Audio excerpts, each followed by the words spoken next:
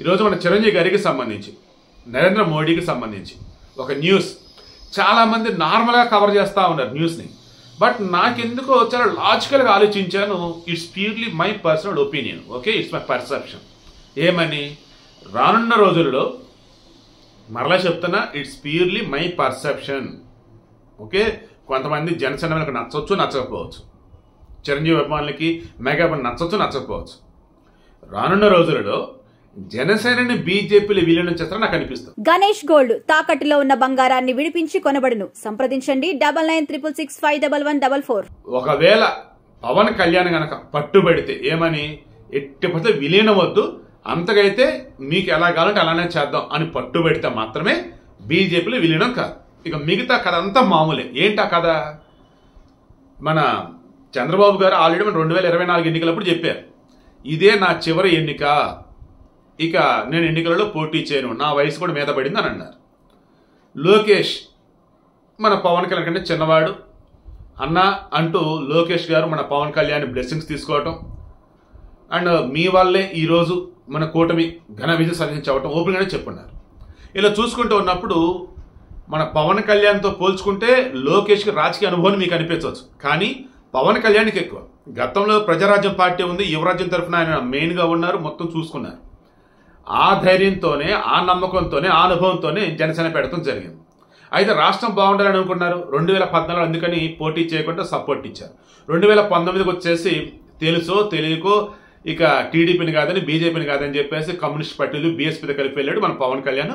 ఊహించిన ఆయన పోటీ చేసిన 2 చోట్ల ఓడిపోయి అన్నారు.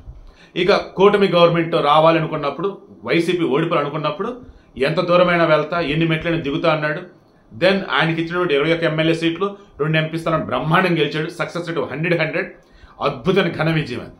ఇక ఆ తర్వాత మీరు క్రాస్ చెక్ చేస్తే పేరుకి చంద్రబాబు గారు సీఎంగా ఉన్నారు, డిప్యూటీ సీఎంగా పవన్ కళ్యాణ్ ఉన్నారు. కానీ చాలా చోట్ల చాలా సందర్భాల్లో పవన్ కళ్యాణ్ వ్యవహరిస్తున్న విధానం, ఆయన ఇస్తున్నటువంటి కమెంట్స్, ఆయన చెప్తున్న మాటలు సీరియస్లీ ఈయన సీఎం అన్న ఫీలింగ్ చాలా మందికి వస్తుంది. నేను ఇక్కడ ఎవరిని తక్కువ చేయట్లా, ఎవరిని విడదీయట్లా, వైసీపీకి అసలు లీడ్ ఇవ్వట్లా నేను. ఓకే, పవన్ కళ్యాణ్ ఎలాగంటే రాజకీయం చేయట్లా, ఒక బాధ్యతగా ఫీల్ అవుతున్నాడు. ఆ బాధ్యతతోనే కలెక్టివ్ వర్క్ అన్నప్పుడు ఇదంతా టీం వర్క్ అన్నట్టుగా ఆయన బిహేవ్ చేస్తున్న విధానం, మాట్లాడుతున్న విధానం చూసి ఇక బీజేపీకి ఒక స్టాండ్కి వచ్చారని నాకు అనిపిస్తుంది. ఏంటి ఆ స్టాండ్?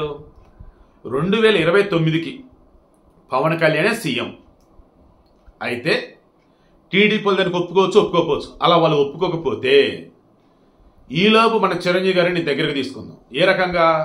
చిరంజీవి వాళ్ళకి రాజకీయాలకు దూరం అన్నాడు, ఆయన కాంగ్రెస్లో లేడు, ఆయన ప్రజెంట్ ఏ పదవులు లేవు, చక్కగా సినిమాలు చేసుకుంటూ ఉన్నారు. ఆ వయసు కూడా ఎక్స్ట్రాడినరీగా డ్యాన్స్లు వేస్తున్నారు, ఫైట్లు చేస్తున్నారు, సూపర్ అన్నమాట. సో ఇప్పుడు చిరంజీవి గారిని మనం రాజ్యసభ ఎంపీ కనుక పంపించగలిగినట్టయితే, అది కూడా ఇలాగ పార్టీ నుంచి కాదు, రాష్ట్రపతి కోటా ఉంటుంది. అందులో ఈయన వచ్చేసి మన సమాజ సేవ చేస్తారు, అండ్ కళారంగంలో ఉన్నారు, సినీ ఫీల్డ్లో ఉన్నారు. దెన్ పద్మవిభూషణ్ అవార్డు గ్రహీత కూడా కదా. దెన్ ఈజీగా ఆయన రాజ్యసభకి నామినేట్ చేయొచ్చు, ఆయన ఎంపీ అవుతారు. ఆయన రాజ్యసభ ఎంపీగా ఉండి ఆయన ఓకే అంటే కేంద్ర మంత్రివర్గంలోకి తీసుకోవచ్చు. వన్స్ కేంద్ర మంత్రివర్గంలోకి తీసుకుంటే యావత్ దేశం అంతా కూడా చిరంజీవికి ఉన్నటువంటి ఆ క్రెడిబిలిటీని యూజ్ చేసుకుని బీజేపీ బలపడవచ్చు. మరీ ముఖ్యంగా మన తెలుగు రాష్ట్రాల్లో చూసుకుంటే ఏపీలో వచ్చేసి పవన్ కళ్యాణ్ కనిపిస్తున్నాడు మెగా ఫ్యాన్స్ అన్నట్టు కానీ, లేదా బీజేపీకి అండగా అన్నట్టు.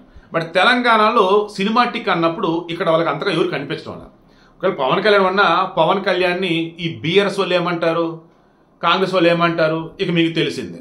అలాంటప్పుడు చిరంజీవి కనుక అయినట్టు అయితే, ఆయన గతంలో కాంగ్రెస్లో చేస్తున్నాడు, ప్రజారాజ్యం పార్టీని కాంగ్రెస్లో విలీనం చేసి రాజ్యసభ ఎంపీ అయ్యాడు, అతను కేంద్ర మంత్రి అయ్యాడు. దెన్ కాంగ్రెస్ వాళ్ళు ఇక్కడ అపోజ్ చేసే ఛాన్స్ లేదు చిరంజీవిని. అవునన్నా కాదన్నా బీఆర్ఎస్ వాళ్ళు సైతం చిరంజీవిని అపోజ్ చేయలేరు, ఎందుకంటే ఆయనకున్నటువంటి క్రెడిబిలిటీ అందరికీ తెలిసిందే. అప్పుడు చిరంజీవి గారి ద్వారా తెలంగాణలో బీజేపీ బలపడవచ్చు.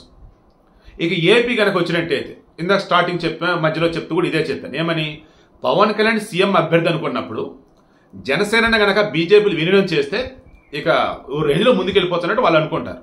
బట్ పవన్ కళ్యాణ్ ఏ కాడికి జనసేనని విలీనం చేసే ప్రసక్తి లేదన్నట్టుగా ఆయన ఉన్నారనుకోండి, అప్పుడు చిరంజీవి గారిని ముందు పెట్టి, పవన్ కళ్యాణ్ గారిని ముందు పెట్టి, ఆబ్వియస్లీ పవన్ కళ్యాణ్ సీఎం అభ్యర్థి అంటూ టీడీపీలు కలిసి రాకపోతే దెన్ మెగా అభిమానులందరినీ, కాపు కులస్తులందరినీ, ఎస్సీ ఎస్టీ బీసీ మైనారిటీ కొంతమందిని మొత్తం కూడా నెమ్మదిగా పవన్ కళ్యాణ్ సీఎం కావాలి అన్నటువంటి ఆకాంక్షని వారి నుంచి బయటకు తీసుకొచ్చి నెమ్మదిగా పవన్ కళ్యాణ్ సీఎం చేసేసి ఆ తర్వాత బీజేపీ వెనకాల ఉండి మొత్తం ఆడించవచ్చు అన్న వాడు నేను యూజ్ చేయలేను. బట్ చాలా చోట్ల జరుగుతున్నది అదే. ఏమనంటే జగన్మోహన్ రెడ్డి తీసుకుందాం, ముఖ్యమంత్రిగా 2019 నుంచి 2024 వరకు జగన్మోహన్ రెడ్డేనా? కానీ గుండెల మీద చేసుకొని చెప్పండి. పేరుకి జగన్మోహన్ రెడ్డి ముఖ్యమంత్రి, ఈ రాష్ట్రం జరిగే అరాచకాలకి అకృత్యాలకి ఆయన ముఖ్యమంత్రి. కానీ ఓవరాల్గా అన్నప్పుడు, దేశవ్యాప్తంగా అన్నప్పుడు బీజేపీ తరఫున జగన్మోహన్ రెడ్డి నించున్నాడు అన్న ఫీలింగ్ వచ్చింది చాలా మందికి. అదానికి ఎన్ని టెండర్లు కావచ్చు, ఎన్ని ఏపీకి సంబంధించి ఎన్ని బదలాయించారండి, లేదన్నప్పుడు ఎన్ని ఒప్పందాలు జరిగాయండి.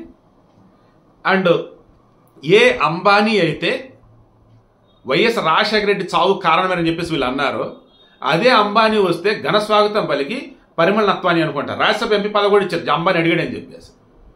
ఇలా చెప్పుకుంటూ పోతే అసలు ఏపీని సర్వనాశనం చేస్తున్న కేంద్రంలో లేవనలా. ఇక వాళ్ళకి ఏదైనా కావాలంటే లోక్సభలో కానీ రాజ్యసభలో కానీ సపోర్ట్ ఇవ్వడం. బీజేపీ ఎంపీలను ఆలోచిస్తున్నారేమో కానీ జగన్ మాత్రం వాళ్ళ ఎంపీల చేత ప్రతిదానికి సపోర్ట్ ఇప్పించాడు.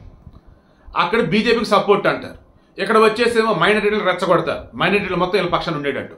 ఇదే విషయం 2022 ఎన్నికల ముందు కూడా చెప్పారు. వైసీపీ సైడ్ కానీ జగన్ సైడ్ కానీ ఉండే ఒక క్రిస్టియన్ కానీ ఒక ముస్లిం ఒకసారి ఆలోచించుకోండి. దేనికి పనికిరాని పార్టీ అది. కేవలం వాళ్ళ యొక్క అవసరాల కోసం, వాళ్ళ యొక్క బెయిల్ కానీ శిక్షలు పడకుండా కానీ దీనికోసం కేంద్రంలో సపోర్ట్ చేస్తున్నారు తప్ప రాష్ట్రానికి ప్రత్యేక హోదా విషయంలో వాళ్ళు నోరెత్తింది లేదు. నిధుల విషయంలో కావచ్చు, పోలవరం విషయంలో కావచ్చు, రాజధాని విషయంలో కావచ్చు, సర్వనాశనం చేస్తా ఉన్నా సరే అసలు ఊహకు కూడా అందలేదా బాబు అటువంటి పరిపాలన అంటే మనం మాట్లాడుకున్నాం. ఇప్పుడు మనకు కావాల్సిన ఏంటిది క్లారిటీగా అవునన్నా కాదని ఇందాక చెప్తూ పవన్ కళ్యాణ్ వచ్చేసి రాష్ట్రం కోసం అన్నట్టుగా ఉన్నాడు, కేంద్రంతో కలిసి ముందుకెళ్తున్నాడు. రేపటి రోజు ఇన్కేస్ ఆయన సీఎం అయినా వెనకాల ఉండి బీజేపీ వాళ్ళు ఆడిద్దామని అనుకుంటే ఆయన ఆడ్డు, కానీ వాళ్ళకి కావాల్సినట్టు కేంద్రంలో సపోర్ట్ అయితే ఇస్తాడు. దాని చాలా ఇంక బీజేపీకి అంతకుమించి ఇంకేం కావాలి. సో ఈ వీడియోలో కొంత కన్ఫ్యూజన్ ఉన్నా చాలా క్లారిటీ నేను ఇచ్చున్నా. ఏంటిది, చిరంజీవి గారికి సంబంధించి నిన్న కిషన్ రెడ్డి ఇంట్లో సంక్రాంతి పూజ కార్యక్రమాలు జరిగినప్పుడు ఆల్మోస్ట్ మోదీతో ఈక్వల్ ఆయన అన్నట్టుగా అక్కడ కవరేజ్ ఉంది. మోడీ కూడా చిరంజీవి నువ్వు నేను ఒకటై అన్న వేళ అక్కడ కనిపించున్నారు. అక్కడ వచ్చే తులసికోటకి పూజలు చేసినా, గంగిరెద్దుకి ఆహారం లాంటిది తినిపించినా, అండ్ ఆ తర్వాత వచ్చే మహాద్వీపం వెలిగించిన ఆ ఎపిసోడ్ మొత్తం మీరు గమనిస్తే కిషన్ రెడ్డి ఇంట్లో సంక్రాంతి పూజలు జరిగినాయి కదా. మోడీ తర్వాత ప్లేస్ అంటే చిరంజీవి గారికి కనిపించింది. చిరంజీవి గారు ఇప్పుడు ఏంటండి జాతీయ నటుడు అన్నట్టు అనుకుందామంటే తెలుగు నటుడు. అఫ్కోర్స్ చిరంజీవి గారి తర్వాత ఎవరైనా సరే నో డౌట్, కానీ తెలుగు సినిమా నటుడు అన్నట్టుగా ఉన్నారు. కేంద్ర పదవులు ఉన్నారా లేదు, రాజకీయ ఉన్నారా లేదు. కానీ అక్కడ వచ్చినటువంటి గెస్టులు రిమైనింగ్ అంతా కూడా చూసి మోదీ గారు ఈ రేంజ్లో ఒక మనిషికి ప్రయారిటీ ఇస్తున్నారంటే ఖచ్చితంగా త్వరలో ఏదో చేయబోతున్న విషయం అందరికీ అర్థమైపోయింది.